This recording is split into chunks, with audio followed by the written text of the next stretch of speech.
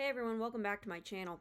Today I'm going to talk about how to communicate your field work in an interview to those that are in the office. Before we get to the content, please be sure to like this video, subscribe so you can get more content in oil and gas and professional development topics, and please be sure to comment on the video below so I can incorporate your feedback into future videos. Please be sure to hit that notification bell when you do subscribe, because I'm trying really hard to upload daily, but I'm really going to upload whenever I want. Well, let's get to the content. So let's see if you resonate with this. You have had a significant amount of field experience, whether if you're straight out of school or if you dropped out of school and decided to go to the oil field and now you are interviewing for a job. Or another job. When you're interviewing for another job, it could either be another field position or it could be an office position. But either way, there's one thing that's in common regardless of the position that you're interviewing for. You still need to communicate your field work to your interviewer. So I'm going to talk about what I look for whenever I'm interviewing those in the field, and then secondary experiences from those who are looking for good field hands, good field specialists, or if you're pursuing another field position, what other people are looking for from my observations. Please note that all these thoughts are my own and none of the associations that I'm with. And this is coming from somebody who has had field experience and who has interviewed people that are going to be in the field or that are pursuing field positions. But I'm also one voice. There's plenty of other opinions out there, and I do encourage you to have a healthy dialogue in the comments below for any other tips, pointers, observations that you may be seeing when it comes to converting your field work and communicating that to an interviewer. Let me first talk about what I look for whenever I'm interviewing a field person. The first thing that I look for is obviously humility. When I say obviously, but I'm going to say humility. It's a team effort for those that work in the field. And what I seek for is not someone to take all the credit of their work, but have a healthy balance of being able to state their contributions, but also understand the limitation of their contributions. What I'm saying is, I'm not trying to interview somebody that said that I drilled this well or I saved $1 million on this well. I'm looking for someone that said, I was a part of a project where I facilitated or I led the reduction of downtime or the reduction of failure, or we did a lot of work in fixing a bunch of downhole issues. I'm not speaking the same language as those that are in the field right now. I'm speaking a lot of the same languages like what you hear in the office, and that's just bluntly put, because there shouldn't have to be any differences in how people communicate. But what I'm saying is, it's been a while for me since I've been in the field, but I'm looking at elements of humility and elements of a balance of being able to state your contributions, but at the same time know that it's a team effort and not display any hubris on that.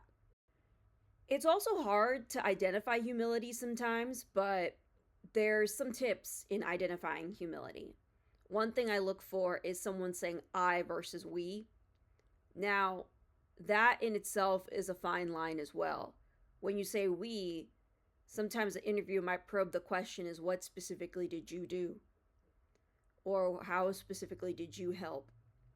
So being able to articulate your contributions, but also acknowledging the we, the collective, is very important. And being able to display that you're easy to work with easy to work with you, is also another element of why humility is important. Just want to add a couple of details to that. The next thing that I look for whenever I've seen interviews with field guys is the experience. Let's be real. I'm not putting this in any descending order or any ascending order of importance. Like I have to look at humility first before I look at the experience. Rather, I'm just getting these ideas flowing from my mind. So, obviously, the experience is something that I look for in a field hand or a field specialist and being able to own that experience.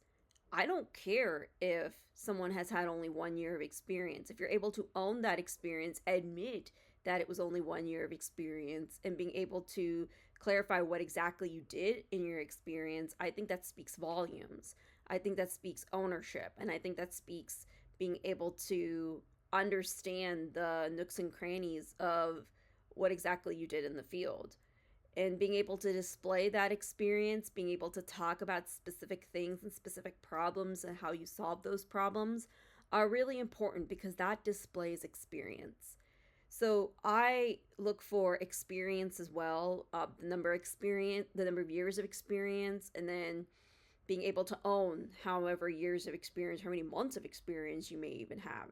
Next thing that I look for is honesty, being able to be honest on what you know and what you don't know.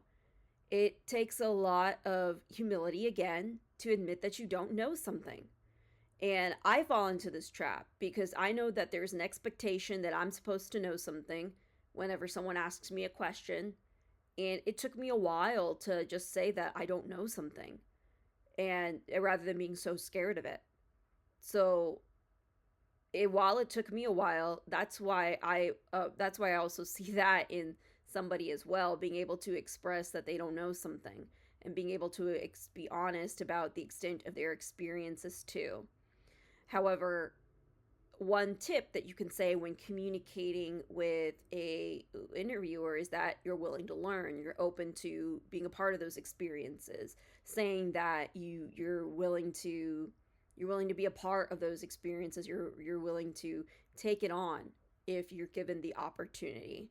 So being honest is also something that I see that is very important whenever I'm interviewing for like field guys and talking about and converting that to communicating to an interviewer. Let's get to the technical part of what I see in an interview.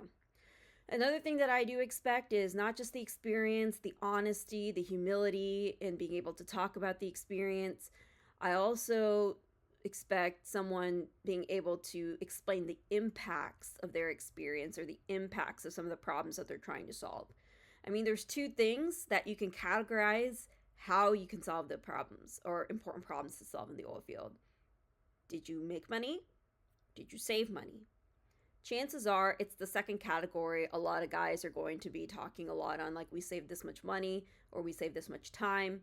And if you're able to articulate how much time you saved, how much money you saved as a team effort and as a part of the project, that displays the business value. And that also displays a level of business acumen some of the field guys might have when talking to an interviewer, whether if it's a foreman or a superintendent or an office engineer that they're interviewing a field guy for, or that they're interviewing field guys for. Chances are that you're interviewing with a foreman or interviewing with a superintendent or interviewing with an ops manager whenever you are interviewing with when you are going through an interview. Now let me talk about some of the secondary experiences people look for whenever they're interviewing with an interviewer. So whether if it's a foreman or superintendent, an engineer at the office, an ops manager, being able to communicate what matters to your interviewer is very important. And that starts with just being able to ask questions. If you're asking questions about the role, asking questions about what are the challenges, and asking questions about the scope of work, I think that displays interest from somebody that comes from the field and that is going to be in an interview. What I've also seen from secondary experiences, from what I've heard, is yes, the experience level. Like, are you able to have you worked with rod pumps? Have you worked with gas lift? Have you worked with ESPs? Can you troubleshoot? Can you be there? Can you go out on location and go for those 2 a.m. calls? Because chances are those 2 a.m. calls do happen. Even though we're trying to reduce that and reduce the risk miles, reduce the safety, increase the safety, I should say. So that's another secondary experience that I've seen. Another secondary experience that I've seen, like from what I've heard from foremen and from soups, are being able to be open to different kinds of experiences and being open to learn, being open to be educated, being coachable. If you're a coachable person, and that makes you easier to work with, so that goes back to the elements that I talked about before. So if someone that's very coachable and to be adapted into the company culture or to the field culture is going to be very important. And if you're able to communicate that you are coachable, that you are adaptive, and if you can explain in your experiences how you've adapted to change and how you don't fall into the trap was, well, we've done this the same way 30 years in a row, then I would suggest yeah, I would definitely suggest that that's the way to go. So those are some of the secondary experiences that I have seen. It's pretty straightforward, but I just wanted to explain some of those tips of what can distinguish you and what can help you get the job. Folks, that's everything that I did want to talk about today relating to communicating your field work in an interview. You've noticed that a lot of it has related to do with soft skills and related to do with personality as opposed to the actual experience itself. The only technical element when explaining the experience is being able to tie it to those two main categories. Did you make money or did you save money? And those are the financial and business impacts. And finally, being adaptive to change and not falling into the trap of we've done the same way, the same way that we've done this 30 years in a row is also the way to go, like not just falling into that trap. As usual, please be sure to like this video, subscribe so you can get more content in oil and gas and professional development topics, and please be sure to comment on the video below so I can incorporate your feedback into future videos.